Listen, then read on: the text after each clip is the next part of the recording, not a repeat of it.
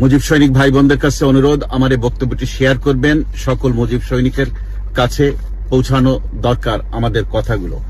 আপনারা জানেন যে ইসি নির্বাচন কমিশন বলেছে যে সরকার যেভাবে হ্যাঁ ভোটের পক্ষে একটি পক্ষকে সমর্থন করে নির্বাচনে ভোট দেওয়ার জন্য আহ্বান জানিয়ে প্রচারণা চালাচ্ছে, এটা সম্পূর্ণ দণ্ডনীয় অপরাধ।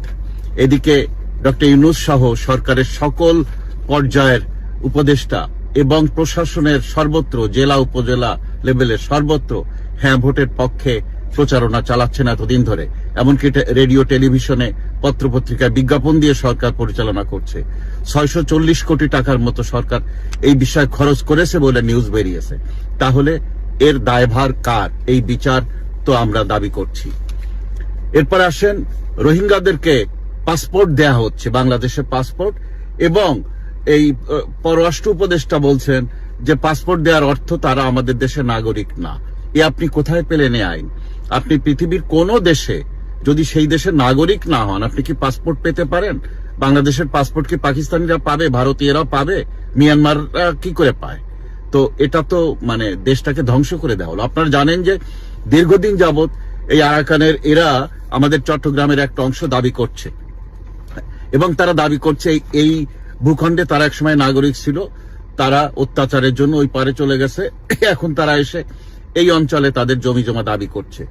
এখন এই সরকার যে তাদেরকে পাসপোর্ট দিয়ে দিল, তার মানে এদেশের নাগরিক তারা, এদেশে জমি জমা কিনতে পারবে, এদেশে বিয়ে করতে পারবে, এদেশের আইন মেনে সকল কিছু করতে পারবে, নির্বাচনে প্রার্থী হতে পারবে, ভোট দিতে পারবে, সবই পাসপোর্ট হলে সবই হয়। আমরা বাংলাদেশ থেকে যখন বিদেশে আসছি পাসপোর্ট নিয়ে আসছি, আপনারা জানেন পাসপোর্ট হতে গেলেই তাকে নাগরিক হতে হয়। তো এই যে এই অশান্তিটা করে দিয়ে গেল, ভবিষ্যতে তো এরা আমাদের অংশ হয়ে যাবে, এবং এদের সাথে আমাদের একসময় যুদ্ধ হবে। দেখবেন একসময় এই চট্টগ্রামের অংশ নিয়ে টান পড়বে, ওরা কিন্তু তখন জাতিসংঘের সহযোগিতা চাইবে, ওরা কিন্তু তখন আরাকান আর্মি বা মিয়ানমারের সহযোগিতা চাইবে। আমাদের কিন্তু মহাবিপদ সামনে। সামান্য কিছু টাকা বিভিন্ন জায়গাতে পেয়ে এই সরকার যে যারে খুশি তারে পাসপোর্ট দিয়ে দিচ্ছে, এর ফলাফল কিন্তু অত্যন্ত ভয়াবহ। ভিপি নূর বলেছেন যে আওয়ামী লীগকে বাদ দিয়ে দেশ পরিচালনা সম্ভব নয়। তারেক রহমান বলছেন যে আমরা চাই না কোনো দলকে নিষিদ্ধ করা হোক। মির্জা ফখরুল ইসলাম আলমগীর বলছেন আওয়ামী লীগের নেতা কর্মীদেরকে আমরা দেখে শুনে রাখবো। ইহসানুল হক মিলন আওয়ামী লীগের নেতা, তিনি বলছেন আমাকে ভোট দিন, আমি আওয়ামী লীগের নেতা কর্মীদেরকে দেখে শুনে রাখবো। তারেক রহমান বললেন যে আমরা চাই না কোনো দলকে নিষিদ্ধ করা হোক। তাহলে এখন বলছেন কেন সময় মতো বলেননি? এখন যখন সমস্ত নির্বাচনের ব্যবস্থা হয়ে গেছে, নমিনেশন শেষ, এখনই সেই এই মিষ্টি কথা বলছেন। আপনি যদি মন থেকে বলেন তাহলে বলুন যে এই সরকার আর কোন আওয়ামী লীগের নেতাকর্মীকে অ্যারেস্ট করতে পারবে না। আওয়ামী লীগের নেতাকর্মীদের নামে যত মামলা হয়েছে এই বিষয়ে সিদ্ধান্ত নেবে পরের সরকার এসে। সকল আওয়ামী লীগের নেতাকর্মীদের সকল গ্রেফতার বন্ধ, তারা নিজ বাড়িতে ফিরে আসুক, তারা ভোটে অংশগ্রহণ করুক, ভোট দিক। এই কথাগুলো আপনারা বলুন, তাহলে বুঝবো যে আপনারা চাইছেন আওয়ামী লীগের পাশে দাঁড়াতে। আর তা না হলে এইসব ভোটের বাণিজ্যের ডায়লগ এগুলো আমরা গ্রহণ করব না। আমাদের নেত্রীর কথা পরিষ্কার, যেখানে নৌকা নাই সেখানে আমরা ভোট দিতে যাব না। কিসের হ্যাঁ কিসের না, ভোট কেন্দ্রেই যাব না। এখন আসেন আওয়ামী লীগের প্রতি এই যে অবিচার আপনারা করলেন, আর বিএনপি এখন কোন জায়গায় যাচ্ছে। বিএনপি তো আপনারা মানে পরপর নির্বাচনগুলোতে আসলেন না। যখন আওয়ামী লীগ ক্ষমতায় ছিল, নির্বাচনগুলোতে আসলে কি হতো, কোনোবার আপনারা সরকার গঠন করতেন, কোনোবার আপনারা বিরোধী দল হতেন, এর বাইরে তো অন্য কোথাও আপনারা যেতেন না। কিন্তু তা না এসে এখন যে জায়গায় আসছে, গত 17 মাস ধরে এই জুলাই আন্দোলনের এই যে যাদের এদের কর্মকাণ্ড তো সম্পূর্ণ ফ্লপ। এখন ভোটের মাঠে যদি আওয়ামী লীগ থাকতো তাহলে কিন্তু জামাতের কোনো খবর থাকতো না, তাহলে দুটো দলই এই রাজনীতিতে আলোচিত থাকতো, আওয়ামী লীগ এবং বিএনপি। কিন্তু সেই জায়গায় এসে এখন কি দেখা যাচ্ছে, এখন আওয়ামী লীগের জায়গাটা নিয়ে ফেলেছে জামাত। সমস্ত প্রশাসনের সবখানে জামাত, মেটিকুলাস ডিজাইনের মাধ্যমে জামাতই যে সরকার গঠন করতে যাচ্ছে এই কথা বলছে সবাই। এখন এই পরিস্থিতির বাস্তবতায় বিএনপিকে ভাবতে হবে তাদের জন্য কোনটা সম্মানজনক, জামাত সরকার এবং বিরোধী দল বিএনপি এটা সম্মানজনক, নাকি আওয়ামী লীগ সরকার বিরোধী দল বিএনপি এটা সম্মানজনক।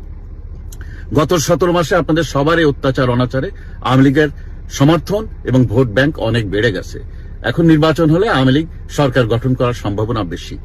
বিএনপি যদি আলোচনার হাত বাড়ায় তাহলে হয়তো এই যাত্রা বিএনপি আওয়ামী লীগ সরকার হলে বিএনপি বিরোধী দল এইরকম হলে বিএনপির জন্য সম্মানজনক, তাহলে স্বাধীনতার পক্ষের শক্তি টিকে থাকলো। তাহলে বিএনপি যে রাজনীতির দিকে যাচ্ছে এবং জুলাই সনদ নিয়ে হ্যাঁ না ভোট নিয়ে বিএনপির যে অবস্থান, খালি ভোটটা হয়ে যাক দেখেন, এরপরে কি হবে?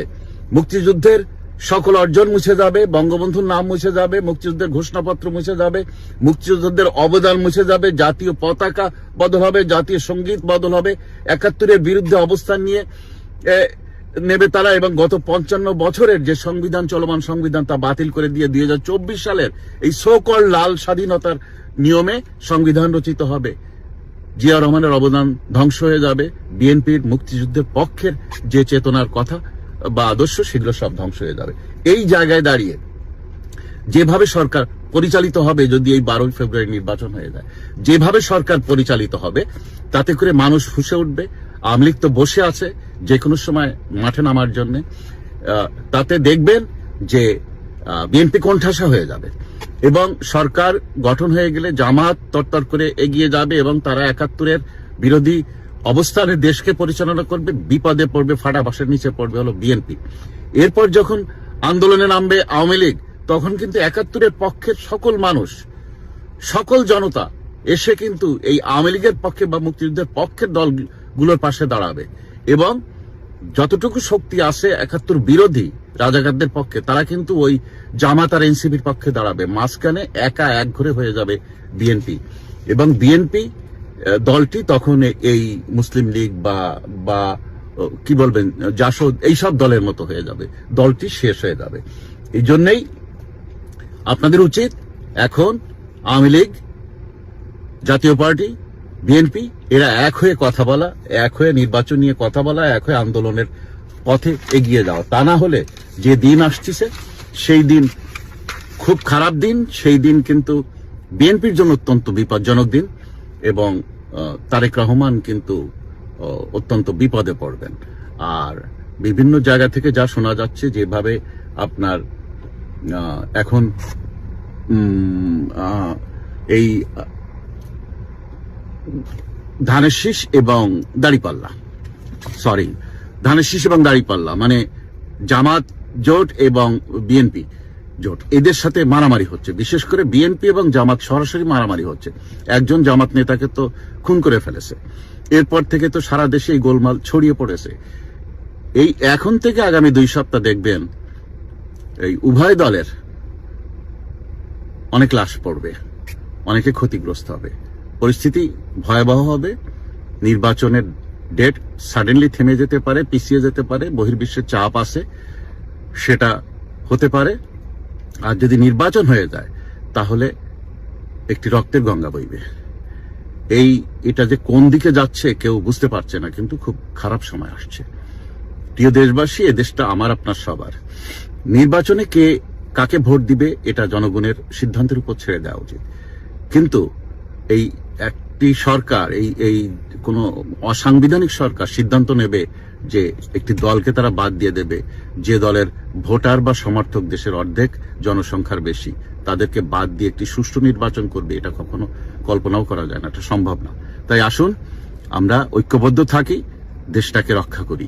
আসুন সবাই মিলে যেন সব দলের অংশগ্রহণে নির্বাচন হয়, সেই জায়গায় আওয়াজ তুলি এবং সেই জায়গায় এক থাকি। জননেত্রী শেখ হাসিনা যে ডাক দিয়েছেন, আমরা ভোট কেন্দ্রেই যাব না, ভোট কেন্দ্রে আমরা যাব না এবং এই ভোট হতে দেব না।